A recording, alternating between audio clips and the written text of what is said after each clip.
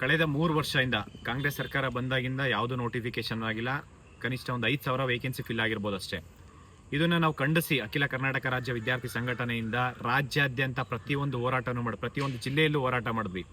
ಬೆಂಗಳೂರು, ಮೈಸೂರು, ಧಾರವಾಡ, ಬಿಜಾಪುರ, ಕಲಬುರಗಿ, ಶಿವಮೊಗ್ಗ ಮತ್ತು ಕೋಲಾರ ಎಲ್ಲ ಡಿಸ್ಟಿಕ್ಕಲ್ಲೂ ಹೋರಾಟ ಮಾಡಿದ್ದಕ್ಕೆ ಇವತ್ತು ಕಂಟಿನ್ಯೂಸ್ ಎಫರ್ಟ್ಸ್ ಹಾಕಿರೋದಕ್ಕೆ ಇಂದು ಒಳ ಮೀಸಲಾತಿ ಸಮಸ್ಯೆ ಬಗೆಹರಿದ್ದು ಇವತ್ತು ಬೆಳಗ್ಗೆ ಅಂದರೆ ಇವಾಗೇ ನಾವು ಮಾನ್ಯ ಮುಖ್ಯಮಂತ್ರಿ ಸಿದ್ದರಾಮಯ್ಯ ಸರ್ಗೆ ಭೇಟಿ ಮಾಡ್ಕೊಂಡ್ಬಂದ್ವಿ. ಈ ಒಂದು ರೋಸ್ಟರ್ ಪಾಯಿಂಟ್ ಇವತ್ತು ಬೆಳಗ್ಗೆ ರೆಡಿ ಆಗಿದೆ, ಸೈನ್ ಹಾಕಿದ್ದಾರೆ. ಇನ್ನು ನಾಳೆ ನಾಡ್ದಿಂದ ನೋಟಿಫಿಕೇಶನ್ ಪ್ರಾರಂಭ ಆಗುತ್ತೆ. 43 ಇಲಾಖೆಯಿಂದ 56,432 ಹುದ್ದೆಗಳನ್ನು ಇದೇ ವರ್ಷ ಫಿಲ್ ಮಾಡ್ತೀನಿ ಅಂತ ಏನು ಹೇಳಿದರೆ, ಅದ್ರ ಜೊತೆಲಿ ಇನ್ನೂ 50,000 ಹುದ್ದೆಗಳನ್ನು ಫೈನಾನ್ಷಿಯಲ್ ಡಿಪಾರ್ಟ್ಮೆಂಟಿಂದ ಅಪ್ರೂವಲ್ ತೊಗೊಂಡು ಇದೇ ವರ್ಷ ಅಟ್ಲೀಸ್ಟ್ ಕನಿಷ್ಠ 1 ಲಕ್ಷ ವೇಕೆನ್ಸಿ ಫಿಲ್ ಆಗಬೇಕು ಅಂತೇಳಿ ನಮ್ಮ ಹೋರಾಟ ಮಾಡಿದ್ದು. ಇದ್ರ ಜೊತೆಯಲ್ಲಿ ಏನು ಒಂದು KPSC ಆಗಿರುವಂಥ ಹಗರಣಗಳನ್ನು ನಾವು CBI ತನಿಖೆಗೆ ಒತ್ತಾಯಿಸ್ತಾ ಇದ್ದೀವಿ. ಇವತ್ತು ಕೂಡ ನಾವು ಮಾನ್ಯ ಮುಖ್ಯಮಂತ್ರಿ ಸಿದ್ದರಾಮಯ್ಯ ಸರ್ಗೆ ಚರ್ಚೆ ಮಾಡಿ ಅದ್ರ ಬಗ್ಗೆ ನಾವು ಸಮಗ್ರ ಏನು ನಮ್ಮ ಹತ್ರ ದಾಖಲೆಗಳಿದ್ವು ಅಷ್ಟೂ ಕೊಟ್ಟು ಬಂದಿದ್ದೀವಿ. ಮತ್ತು 56,432 ಹುದ್ದೆಗಳನ್ನು KPSCಗೆ ಯಾವುದೇ ಕಾರಣಕ್ಕೂ ಕೊಡಬಾರ್ದು. ಪ್ರತಿಯೊಂದು ನೋಟಿಫಿಕೇಶನು KE ಮುಖಾಂತರ ಕೊಡಬೇಕು.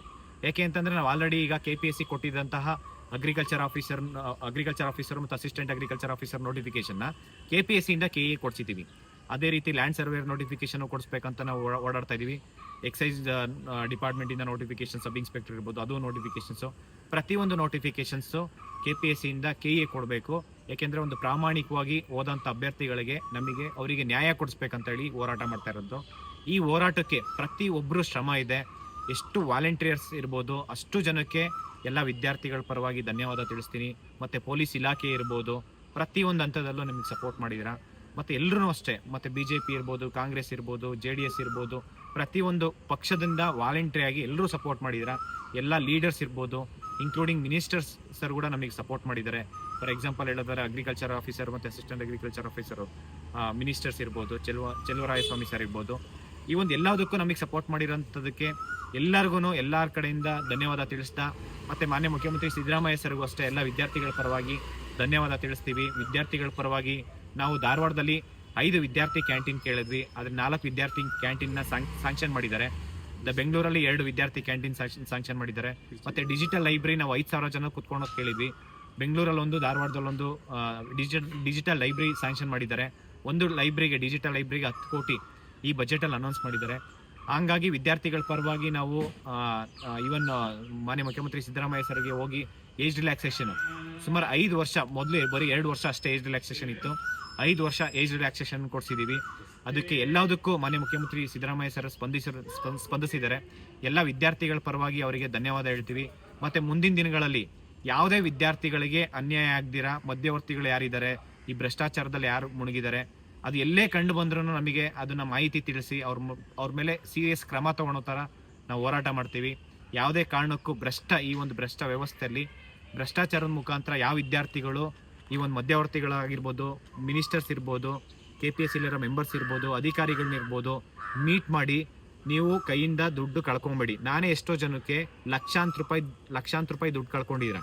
ಸುಮಾರು ನಾನು ಬಿಜಾಪುರದ್ದು ಹೋದಾಗ 5 ವರ್ಷ 6 ವರ್ಷ ಮುಂಚೆ 6 ಲಕ್ಷ 7 ಲಕ್ಷ 8 ಲಕ್ಷ ದುಡ್ಡು ಕೊಟ್ಟು ವಾಪಸ್ ಕೊಟ್ಟು ಈಗ ಅದನ್ನು ವಾಪಸ್ ಕೊಡಿಸಿದ್ದೀನಿ. ಈ ಥರ ಎಷ್ಟೊಂದು ಉದಾಹರಣೆಗಳಿದ್ದಾವೆ.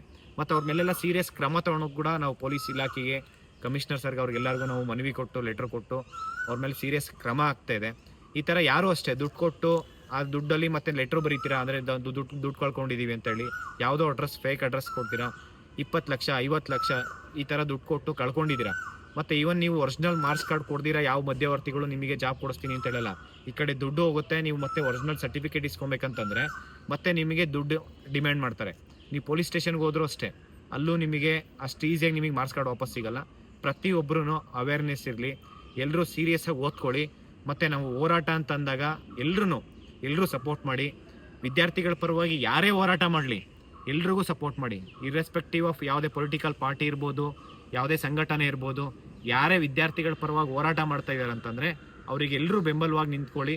ಈ ಒಂದು ವಿಚಾರವಾಗಿ ಇಷ್ಟೆಲ್ಲ ನಾವೇನು ಹೋರಾಟ ಮಾಡಿದ್ದೀವಿ ಎಲ್ಲರೂ ಸಪೋರ್ಟ್ ಮಾಡಿದ್ದಕ್ಕೆ, ಮತ್ತು ಕೋರ್ಟ್ಗೆ ಅಂದರೆ ನ್ಯಾಯಾಲಯದ ಮುಖಾಂತರ ನಮಗೆ ಮಾನ್ಯ ಮುಖ್ಯಮಂತ್ರಿ ಸಿದ್ದರಾಮಯ್ಯ ಸರ್ಗೆ ಭೇಟಿ ಮಾಡೋದು ಕೂಡ ಅವಕಾಶ ಮಾಡಿಕೊಟ್ಟಿದ್ರು.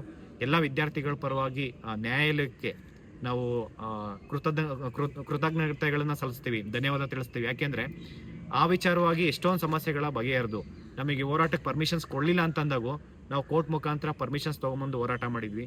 ಇವತ್ತು ಎಲ್ಲರಿಗೂ ಸಮಗ್ರವಾಗಿ ಇವತ್ತೇನು ನಾವು ಹೋರಾಟ ಮಾಡಿದ್ದೀವಿ ಎಲ್ಲರಿಗೂ ಒಳ್ಳೇದಾಗ್ತಿದೆ. ಪೊಲೀಸ್ ಇಲಾಖೆಯಲ್ಲಿ ಆಲ್ರೆಡಿ ವರ್ಕ್ ಮಾಡೋಂಥವ್ರು ಅಷ್ಟೇ ಎಷ್ಟೋ ಜನ ನಮಗೆ ಫೋನ್ ಮಾಡಿ ಕೇಳ್ತಿದ್ದಾರೆ. ಮತ್ತು ಎಷ್ಟೋ ಜನ 5 ವರ್ಷ 10 ವರ್ಷದಿಂದ ಓದ್ತಾ ಇರೋದು ಇದ್ದಾರೆ. ಟೀಚರ್ಸ್ ವೇಕೆನ್ಸಿ ಇರ್ಬೋದು, ಪೊಲೀಸ್ ಇಲಾಖೆ ಇರ್ಬೋದು, ಆರೋಗ್ಯ ಇಲಾಖೆ ಇರ್ಬೋದು, ಪ್ರತಿಯೊಂದು ಇಲಾಖೆಯಲ್ಲೂ ಯಾವುದೇ ಇಲಾಖೆಯಿಂದ ನೋಟಿಫಿಕೇಶನ್ ಆಗಿಲ್ಲ ಅಂತಂದ್ರೂ ಅದನ್ನು ತಿಳಿಸಿ ನಾವು ಅದನ್ನು ಕಂಟಿನ್ಯೂಸ್ ಹೋರಾಟ ಮಾಡಿ ಆ ಇಲಾಖೆಯಿಂದ ನಾವು ನೋಟಿಫಿಕೇಶನ್ಸ್ ಮಾಡಿ ಎಲ್ಲರಿಗೂ ಪ್ರಾಮಾಣಿಕವಾಗಿ ಓದ್ತಾ ಇರೋಂಥವ್ರಿಗೆ ಎಲ್ರಿಗೂ ಜಾಬ್ ಸಿಗೋ ಥರ ನಾವು ಹೋರಾಟ ಮಾಡ್ತೀವಿ. ಎಲ್ರಿಗೂ ಒಳ್ಳೇದಾಗಲಿ. Thank you so much. ನಮಸ್ಕಾರ.